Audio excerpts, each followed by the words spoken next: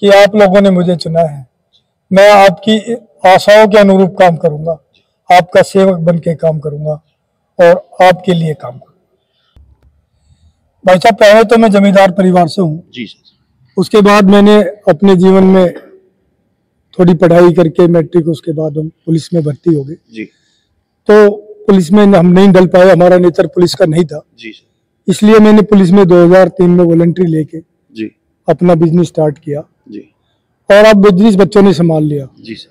तो मैंने क्या सोचा, क्यों ना समाज सेवा की जाए, तो समाज सेवा में आ गया मैं। जी। और पब्लिक के आशीर्वाद से, जी जी। छत्तीस बिरादरी के आशीर्वाद से जी। आज मैं चेयरमैन बना हूं। इसलिए फर्रुखनगर की जनता का मैं आभारी हूं, ऋणी हूं। मैं उनके लिए हमेशा काम करता हूं। नमस्कार साथियों, मेरा गांव मेरी पहचान कार्यक्रम के तहत गांव व शहरों का दौरा कर रहे हैं। इसी कड़ी में आज हम पहुंचे हैं फर्रुखनगर में। जो शख्सियत हमारे सामने बैठे हैं वो किसी परिचय के मोहताज नहीं है, लंबे समय से समाज सेवा में जुटे हुए हैं। नगर पालिका चेयरमैन बन चुके हैं बीरबल सैनी जी। कहीं पर भंडारे की बात हो, दान देने की बात हो, सार्वजनिक कामों की बात हो, हमेशा बढ़ चढ़कर भाग लेते रहे हैं। यही कारण है आज चेयरमैन बनाया है। जनता ने एक तरफा वोट दी है। किसी ने सत्य कहा है, कहते हैं जो जरूरतमंद की मदद करता है अपनी जेब दुआओं से भरता है, लोग भी उसके पीछे चलने लग जाते हैं। जो निस्वार्थ भाव से क्षेत्र की सेवा करता है, चेयरमैन साहब की यही खूबी, निस्वार्थ भाव से सेवा की। राजनीति में आने का पब्लिक ने बताया कोई उद्देश्य नहीं था, पब्लिक की मांग थी कि चेयरमैन बनाना आपको जरूरी है, किसी अच्छे इंसान का बनना जरूरी है। यही कारण रहा है ये राजनीति में आए हैं। चेयरमैन साहब से बातचीत करेंगे, इनका उद्देश्य क्या, राजनीति में समाज सेवा में जुटे हुए थे, राजनीति में क्यों आए हैं, क्या कारण रहा है, फर्रुखनगर में क्या समस्याएं हैं, किन समस्याओं का समाधान करने के लिए आए हैं। बातचीत करते हैं भाई साहब से। सर नमस्कार। धन्यवाद भाई साहब आपका, आप यहाँ फर्रुखनगर में आए हो हमारे पास। सबसे पहले हमारे चैनल की तरफ से, हमारे दर्शकों की तरफ से आपको चेयरमैन बनने पर बहुत बहुत शुभकामनाएं सर। धन्यवाद है सर। लंबे समय से आप समाज सेवा से जुटे हुए थे, तो राजनीति में आने का आपका उद्देश्य क्या था सर? भाई साहब, पहले तो मैं जमींदार परिवार से हूँ जी सर। उसके बाद मैंने अपने जीवन में थोड़ी पढ़ाई करके मैट्रिक, उसके बाद हम पुलिस में भर्ती हो गए जी। तो पुलिस में हम नहीं डल पाए, हमारा नेचर पुलिस का नहीं था जी सर। इसलिए मैंने पुलिस में 2003 में वॉलंटरी लेके जी अपना बिजनेस स्टार्ट किया जी। और अब बिजनेस बच्चों ने संभाल लिया। जी सर। तो मैंने क्या सोचा, क्यों ना समाज सेवा की जाए, तो समाज सेवा में आ गया मैं। जी। और पब्लिक के आशीर्वाद से, जी जी। छत्तीस बिरादरी के आशीर्वाद से जी। आज मैं चेयरमैन बना हूं। इसलिए फर्रुखनगर की जनता का मैं आभारी हूं, ऋणी हूं। मैं उनके लिए हमेशा काम करता हूं। भाई साहब ने बहुत बड़ी बात बोल दी। लंबे समय से समाज सेवा में जुटे हुए थे, पुलिस में इन्होंने सेवाएं दी लंबे समय तक, लेकिन नेचर इन्होंने अपने बताया कि मेरा नेचर पुलिस वाला नहीं था, इसलिए मैंने पुलिस को छोड़ दिया।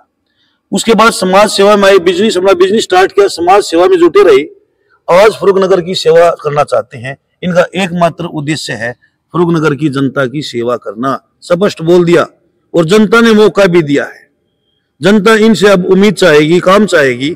तो पहली कलम से सर, फर्रुखनगर में आप क्या करवाना चाहोगे फर्रुखनगर की जनता के लिए? फर्रुखनगर में सबसे बड़ी समस्या जाम की है जी। और जाम के लिए हमें है ना अपने लेवल पे जी। हम तो रोड राड चौड़े नहीं कर सकते जी। लेकिन मंत्री जी के सहयोग से जी। एक बाईपास बनवाएंगे जी। और चौराहे पे जी। रेड लाइट लगवाएंगे जिससे कि ट्रैफिक सुचारू रूप से चल सके। ये हमारी प्रायोरिटी में होगा। जी जी। बीरबल सैनी साहब ने, चेयरमैन साहब ने बहुत बड़ी बात बोल दी। लंबे समय से मांग थी बाईपास की, जाम की स्थिति यहाँ पर बनी रहती थी, लोगों को परेशानी का सामना करना पड़ता था, दुकानदारों को परेशानी का सामना करना पड़ता था।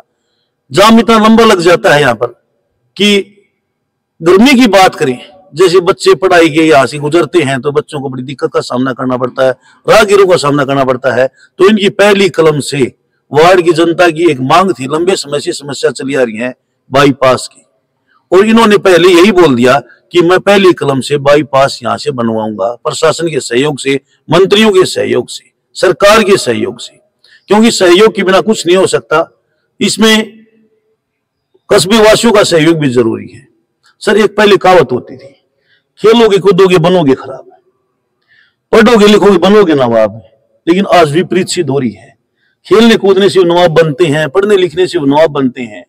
तो आप फर्रुखनगर की बात करें, फर्रुखनगर में खेलों को लेकर क्या स्थिति है वर्तमान में, और उसको सुधारे तो आपके क्या प्रयास रहने वाले हैं?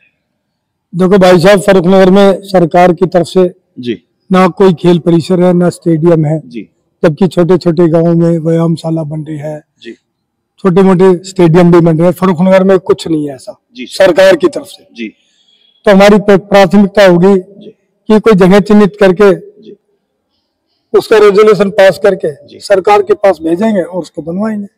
बहुत बड़ी बात बोल दी युवाओं के लिए। युवाओं के लिए तोहफा हो सकता है कि अगले साल ही तोहफा मिल जाए। चेयरमैन साहब ने इतनी बड़ी बात बोल दी कि खेलों की तरफ विशेष ध्यान दिया जाएगा, खेलों को प्राथमिकता दी जाएगी।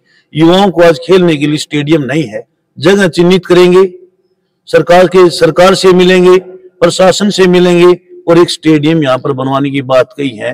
तो युवाओं के लिए बहुत बड़ी बात बोली है और आज मांग भी है स्टेडियम की, फर्रुखनगर में मांग है।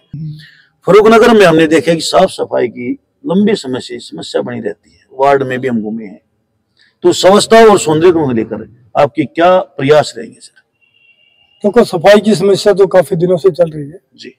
इसके लिए प्राथमिकता होगी जी कि जो भी यहाँ पे हमारे जो ठेकेदार हैं जी, जो कि सफाई का ठेका तो आजकल प्राइवेट कंपनियां, बिल्कुल सर, बिल्कुल, उनसे मिलके और जो भी नॉर्म्स का जो हिसाब से सफाई के कर्मचारी लगने चाहिए, होने चाहिए, गाड़ियां लगनी चाहिए, उसकी व्यवस्था की जाए।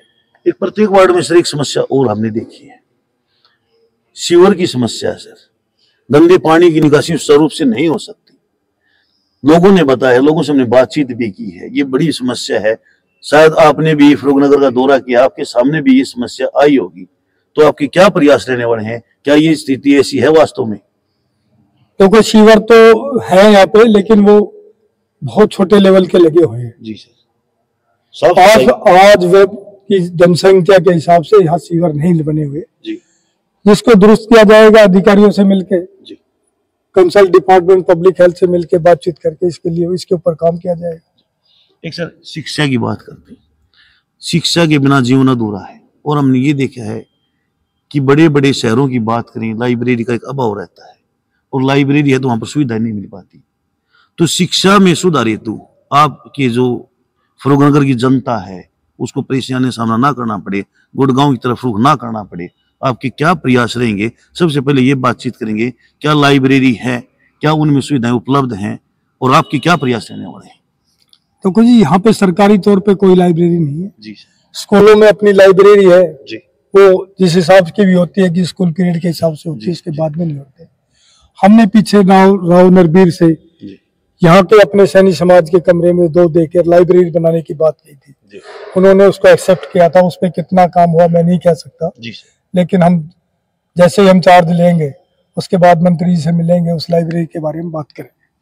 चेयरमैन साहब का राजनीति में आने का एक ही उद्देश्य है, जितनी कस्बे के अंदर जितनी समस्याएं हैं उन समस्याओं का समाधान के लिए राजनीति में आए हैं। चाहे वो शिक्षा क्षेत्र से हो, खेल क्षेत्र से हो, शिविरों की बात हो या पीने के पानी या शिक्षा की, जैसे उन्होंने बताया कि लाइब्रेरी को लेकर इनके विशेष प्रयास रहेंगे।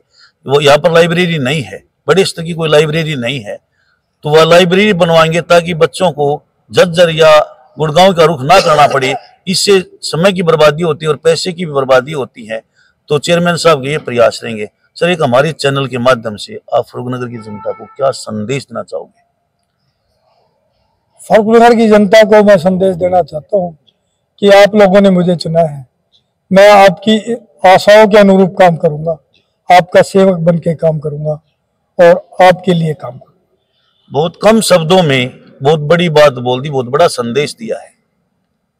चेयरमैन नहीं, सेवक बनकर काम करूंगा। आप लोगों ने मेरे को चुना है, ये चेयरमैन साहब ने कहा है। जो आपने मेरी से उम्मीदें रखी हैं उन पर मैं खरा उतरूंगा, प्रत्येक समस्या का समाधान करवा जाएगा। तो सर आपने इतना कीमती समय में से 10-5 मिनट का समय दिया, उसके लिए हम आपका धन्यवाद करते हैं। थैंक यू भाई, आपका यहाँ आने पर बहुत बहुत धन्यवाद। आपने हमसे जो पूछा उसके लिए आपका बहुत बहुत